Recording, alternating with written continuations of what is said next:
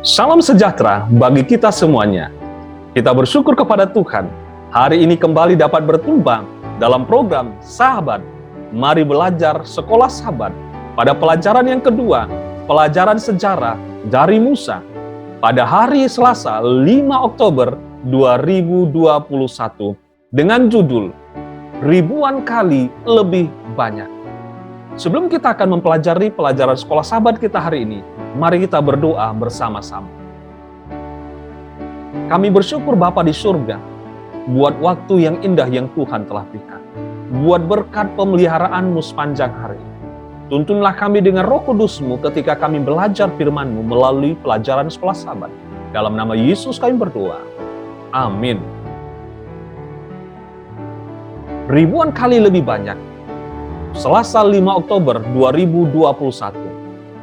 Setelah melalui perjalanan yang panjang di padang gurun, Musa ketika berbicara untuk Tuhan, karena memang dia adalah seorang nabi dan memang dia lebih besar dari seorang nabi, mengatakan, "Ketahuilah, aku telah menyerahkan negeri ini kepadamu.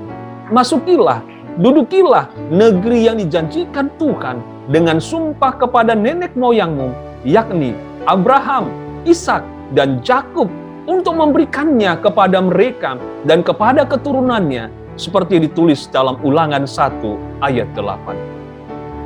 Tapi coba perhatikan apa yang ditulis berikutnya. Bacalah Ulangan 1 ayat 1 sampai 11. Apa pentingnya kata-kata ini?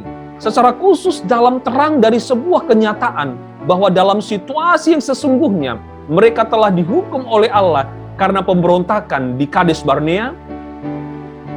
Di sini kita melihat satu contoh yang lain tentang kemurahan Allah. Walaupun berada di tengah-tengah pengembaraan di padang belantara, mereka tetap diberkati. 40 tahun lamanya Engkau memberi mereka makan di padang gurun.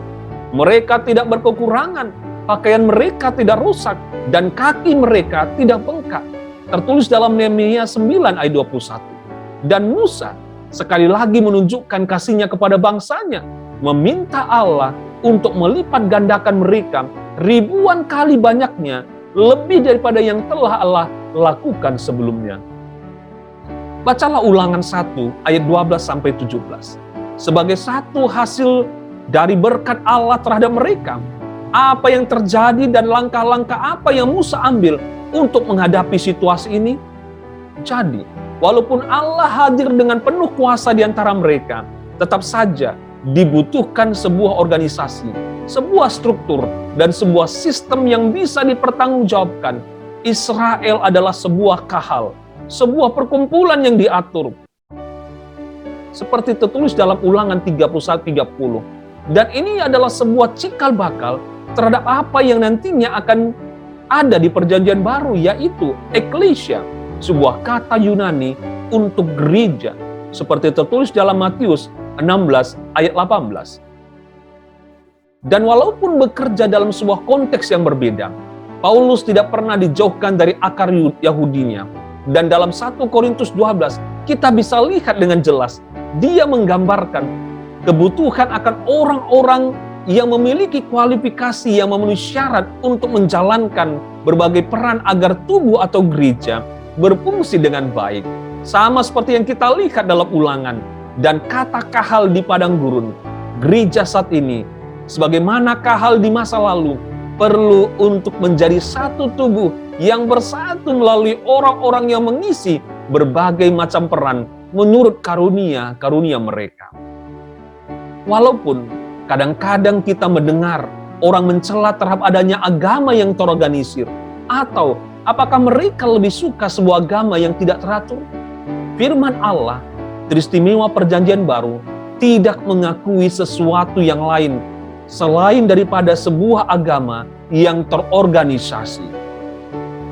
Mari kita ulangi kembali ayat hafalan kita pada pekan ini. 1 Korintus 10 ayat 3 dan 4. Mereka semua makan makanan rohani yang sama, dan mereka semua minum rohani yang sama, sebab mereka minum dari batu karang rohani yang mengikuti mereka, dan batu-batu karang itu ialah Kristus. Mari kita berdoa. Bapa di surga, terima kasih buat kebaikan Tuhan. biarlah berkat Allah menjadi bagian kami ketika kami belajar dan memahami akan rencana Tuhan melalui organisasi gereja.